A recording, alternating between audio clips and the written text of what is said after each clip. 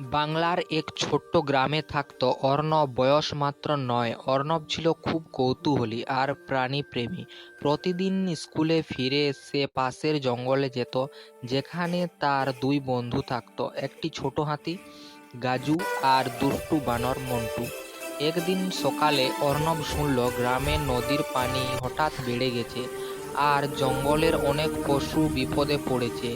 সে এক মুহূর্ত দেরি না করে ছুটে গেল তার দুই বন্ধুর কাছে। জঙ্গলে গিয়ে দেখে গাজু নদীর ধারে আটকে আছে, ভারী কাদায় তার পা ডুবে গেছে। মন্টু বসে চিৎকার করছে, মন্টু, অর্ণব, তাড়াতাড়ি করো, গাজু নড়তে পারছে না। অর্ণব সঙ্গে সঙ্গে একটা দড়ি আনলো। সে মন্টুকে বলল, অর্ণব, মন্টু, দড়িটা ওই গাছের ডালে বেঁধে দাও। তারপর গাজুর কোমরে দড়ি বেঁধে তিনজন মিলে টানতে লাগলো। অর্ণব, মন্টু আর গাজু নিজেও চেষ্টা করলো। অনেক কষ্টের পর অবশেষে গাজু মুক্ত হলো।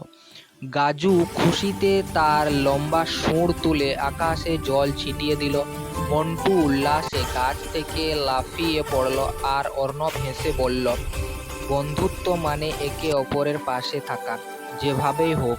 সেদিনের পর থেকে গ্রামের সবাই অর্ণবকে ডাকে প্রাণীর বন্ধু অর্ণব।